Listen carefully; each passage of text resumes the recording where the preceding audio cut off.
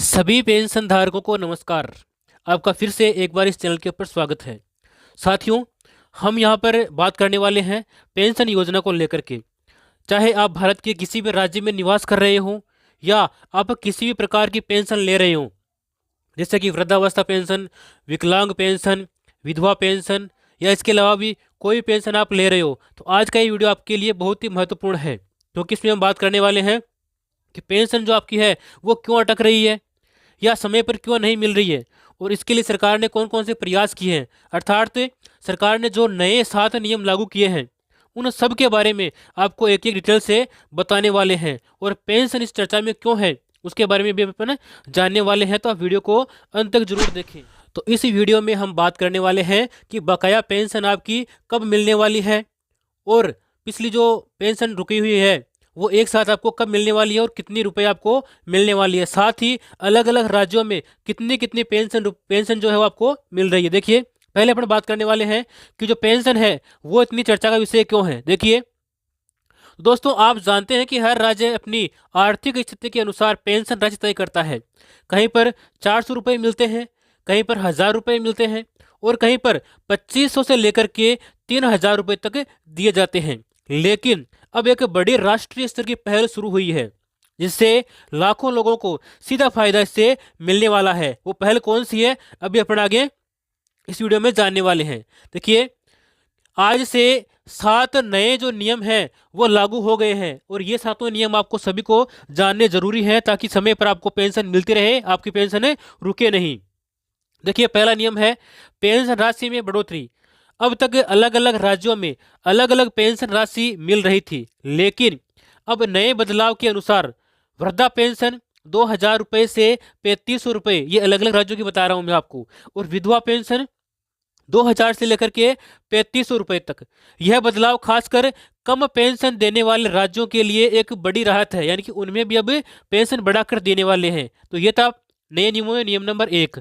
अगला नियम है नियम नंबर 2। देखिए, डीबीटी प्रणाली और मजबूत किया गया है। अब पेंशन सीधे खाते में हर महीने पर आएगी। रियल टाइम ट्रैकिंग होगी पेंशन की। देरी और गड़बड़ी में कमी जो अभी हो रही थी वो दूर की जाएगी।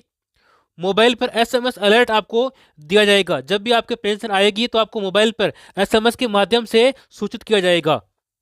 अगला नियम है डिजिटल लाइफ सर्टिफिकेट अनिवार्य। अब हर साल जीवित प्रमाण पत्र, जिसको बोलते हैं लाइफ सर्टिफिकेट, देना अनिवार्य होगा। मोबाइल से भी आप ये जमा कर सकते हैं। घर बैठे इसकी जो पूरी प्रक्रिया है वो आप कर सकते हैं। यदि आपने ये जमा नहीं करवाया है तो जमा नहीं करने पर आपकी जो पेंशन है वो हमेशा के लिए रोक दी जाएगी। अब बात करते हैं नियम नंबर 4 के बारे में। आधार बैंक लिंक अनिवार्य। अब पेंशन पाने वाले ध्यान दें, बैंक अकाउंट आधार से आपका लिंक होना अनिवार्य है, और उसकी जो केवाईसी है वो भी आपको पूर्ण कर लेनी चाहिए। लिंक न होने पर आपकी जो पेंशन है वो बंद कर दी जाएगी।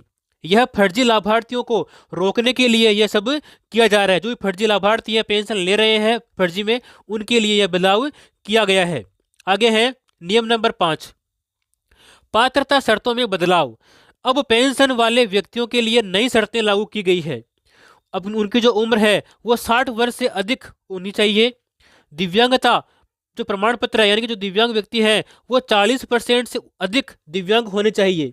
इसके अलावा विधवा के लिए मृत्यु प्रमाण पत्र आवश्यक है। जो उनके पति का प्रमाण पत्र है मृत्यु का, वो अनिवार्य है।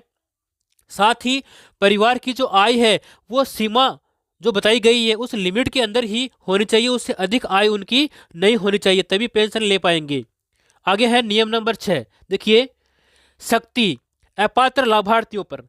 अब जो भी लाभार्थी अपना जीवन प्रमाण पत्र नहीं देंगे, या केवाईसी जिनकी अधूरी है, जिन्होंने केवाईसी नहीं करवाई है, या फिर गलत जानकारी देंगे, उनकी पेंशन तुरंत प्रभाव से रोक दी जाएगी। तो आप भी इन सब बातों का ध्यान रखें। आगे बात करते हैं नियम नंबर 7 के बारे में। देखिए, लाभार्थियों की सार्वजनिक सूची ऑनलाइन। अब हर राज्य की जो पेंशन सूची है वो ऑनलाइन आप देख सकते हैं अपने मोबाइल पर, यानी कि कौन कौन से लाभार्थी हैं, उसके अंदर कौन कौन पेंशन ले रहे हैं, किस जिले में कितने लोग पेंशन ले रहे हैं, और गलत नामों की आप पहचान कर सकते हैं कौन फर्जी तरीके से इनका लाभ उठा रहा है। इससे पूरी जो प्रक्रिया है उस प्रक्रिया में पारदर्शिता आएगी और फर्जी लाभार्थी की संख्या जो है वो कम होगी। अब हम बात करेंगे कि कहां कहां अर्थात किन किन राज्यों में पेंशन की राशि में बढ़ोतरी की गई है। देखिए, हरियाणा में 3250 रुपये पेंशन मिल रही है। दिल्ली में 2500 से लेकर के 3000 के मध्य में पेंशन मिल रही है, अलग अलग कैटेगरी वाइज। कर्नाटक में 2000 रुपये और तमिलनाडु में 2000 रुपये पेंशन मिल रही है। अब कहां पर पेंशन बढ़ने की तैयारी है? देखिए, राजस्थान में 1000 रुपये से बढ़ा करके अभी 1100 रुपये मिल रहे हैं, तो 1100 से बढ़कर के 2500 रुपये से 3000 के मध्य का जो प्रस्ताव है वो पेश किया जा चुका है। उत्तर प्रदेश में भी 1000 रुपये से बढ़ा करके 2000 से 2500 रुपये के मध्य में पेंशन बढ़ाने के लिए प्रस्ताव जो है पेश हो चुका है, अभी ये पारित होना बाकी है। अब बात करेंगे जहां पेंशन अभी भी बहुत कम है वो राज्य कौन कौन से हैं। देखिए, महाराष्ट्र ऐसा राज्य है जहां पर अभी भी 600 रुपये पेंशन मिल रही है। इसके साथ ही पश्चिम बंगाल में 1000 रुपये, झारखंड में 1000 रुपये और बिहार में भी 1100 रुपये पेंशन अभी इस वक्त मिल रही है। साथ ही राजस्थान में लाखों पेंशनधारियों की पेंशन जो है वो रुक सकती है। वजह कौन सी है, अभी आगे इस वीडियो में जानने वाले हैं। अब इन लोगों को वृद्धावस्था, विकलांग पेंशन और जो दिव्यांग पेंशन है वो नहीं मिलेगी। देखिए, जिनकी आय निर्धारित सीमा से अधिक है या फिर परिवार की जो आय है वो राज्य सरकार की तय सीमा से अधिक है तो भी उन्हें पेंशन नहीं मिलेगी। ग्रामीण क्षेत्र में आय सीमा कम है और जो शहरी क्षेत्र है वहां पर थोड़ी सी आय की सीमा अधिक है। उच्च आय वर्ग के लोग इस पेंशन योजना का लाभ नहीं ले पाएंगे। दूसरा है, सरकारी नौकरी या पेंशन पाने वाले लोग भी पेंशन नहीं ले पाएंगे। इन लोगों को पेंशन नहीं मिलेगी।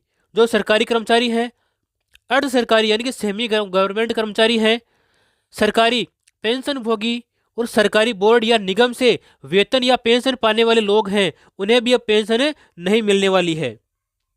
आगे है, 40% से कम दिव्यांगता वाले दिव्यांगों के लिए पेंशन रोक दी जाएगी। यानी कि दिव्यांगता यदि 40% या इससे कम है तो आप पेंशन का लाभ नहीं ले पाओगे और इसका जो प्रमाण पत्र है दिव्यांगता का वो अनिवार्य कर दिया गया है, इससे आपको पेंशन नहीं मिलेगी।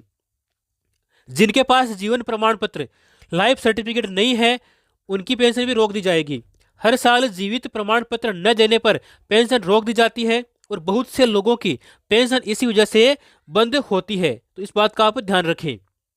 आगे है, जिनका आधार बैंक से लिंक नहीं है या केवाईसी अधूरी है या फिर मोबाइल नंबर लिंक नहीं है तो उनकी पेंशन भी रोक ली जाएगी।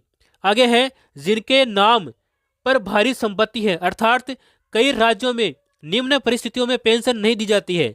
यानी कि जिनके पास में बड़ा पक्का मकान या घर में कार है, ट्रैक्टर, दुकान या कोई बिजनेस करता हो, यदि व्यक्ति संपन्न है तो वह पात्र नहीं माना जाएगा और उसकी पेंशन रोक दी जाएगी। आगे बात करेंगे विधवा पेंशन में। देखिए, पति जीवित हो और दूसरी शादी हो चुकी है तो पेंशन नहीं मिलेगी। यदि पति जीवित है और विधवा पेंशन ले रही है तो उसको पेंशन नहीं मिलेगी। विधवा महिला ने दूसरी शादी कर ली है तो भी उसे पेंशन नहीं मिलेगी, उसकी पेंशन रोक दी जाएगी। तो अब इन बातों का ध्यान रखें। उम्र पूरी न होने पर यानी कि वृद्धावस्था पेंशन। देखिए, 60 वर्ष से कम आयु वाले बुजुर्ग पात्र नहीं है। कुछ राज्यों में 62 वर्ष या 65 वर्ष की आयु सीमा है तो आप वहां अपनी आयु के अनुसार इसमें आवेदन कर सकते हैं। अधिकांश देश में आयु सीमा 68 वर्ष ही रखी गई है।